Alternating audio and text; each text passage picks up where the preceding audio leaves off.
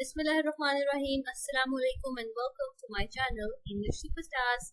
Don't forget to subscribe and hit the bell icon. Today we are going to talk about poetry, its terms and types. So let's get started. What is poetry basically? Poetry is the spontaneous overflow of powerful feeling and powerful emotions. It takes its origin from emotion recollected in tranquility. Tranquility means when you're totally alone, in peace. So that is said by William Wordsworth, and this is how he defines poetry. Let's move forward. Now, what does Langston Hughes says about it? He says, poetry is the human soul, entire, squeezed like a lemon or a lime, drop by drop into atomic words. So now you see poetry is very deep. Whole soul is involved in it. So poetry is something deeper than the words and than what it says. Now let's see what is poetry actually. Poetry is the purest form of writing. Definitely it involves writing. Poetry is the sense of the beautiful. It is art, right? Like art, it is very difficult to define because it is an expression of what the poet thinks and feels and may take any form the poet chooses for his expression or for the expression. Poetry is not easily defined. Often it takes the form of verse, but not all poetry has a structure because definitely there are many types of poetry. Now, poetry is a creative use of words which, like all art, is intended to stir an emotion in the audience. Poetry generally has some structure that separates it from the prose. Prose is also a piece of writing, a form of writing, and poetry is different from that of the prose.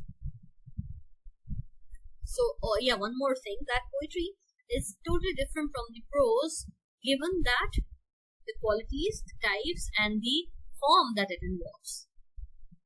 Alright, let's talk about subjective and objective poetry first. Now, the lyric, the ode, the sonnet, the elegy, the idyll, the epic, the ballad, and the satire. The lyric is the personal emotions that are included, songs accompanied with the musical instrument, lyre, some themes of love and friendships are also involved, nature and pathos, that is sorrow, like Edgar Allan Poe of American literature used lyric the most. Now, there can be odes as well, like a song, like Ode to the Nightingale, Ode to the Autumn. There can be elegy as well, which is a sad mourning poetry written on the death of somebody, then sonnet, the sonnets of Shakespeare and so on. So poetry has a lot of types. So it depends on the poet, which kind of style is he choosing, and that defines his poetry. Just like I given the example of Edgar Allan Poe, that he uses lyric the most. Whereas if you talk about Keats, he has written a lot of odes. Now, poetry in general, subjective and objective, two types of poetry. Subjective, the theme of the poetry that are external objects such as deeds, events, things that we see around us, and that which is supplied by the poet's own thoughts and feelings. Subjective poetry is personal. Poet is the subject of his poetry, alright? It means he talks about I most, the poet is experiencing it. And his emotions are expressed personally, just like I said, Keats, Ode to the Nightingale, and then Shelley, Ode to the West, and Ode to the Autumn, and so on. Subjective, when the poet's own thoughts and feelings are involved. Remember this, subjective and objective are two different. Subjective, where poet's own thoughts and feelings are involved. Objective. In ancient times, the primitive people recorded some memorable deeds of courage and valor. Incidents of war, bloodshed, beautiful scenery, noble sacrifices in oral form in their literature. The strolling minstrels used to sing songs with the accompaniment of the lyre or any string instrument standing at the corners of the streets and open space. Definitely they're talking about past, where literature was usually in the oral form. Songs were not recorded in any written form, but they were handed down from one generation to the other. Definitely they were passed on from one generation to the other. Man didn't have the subjective outlook at the early stage in his development. With the development of writing scripts, slowly and gradually the oral songs were recorded in the rest of time, and with the emergence of printing press, the valuable old literature could be published. Objective poetry is older than the subjective one. Subjective, where the feelings of the poet is involved, and objective, it is the older form of it. So in subjective versus objective, subjective we say personal, objective impersonal.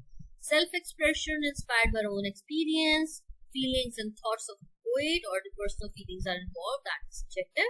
Whereas objective, on the other hand, is inspired by the actions and passions of the outside world, something that is influencing the writing, whether it's the economic condition, whether it's, the state of bloodshed, war. So little reference to the own thoughts or personal emotions of the poet is given here. Now, the types of poetry can be classified in three categories or three major types. Definitely we have more than these as well. Lyric, narrative, and dramatic.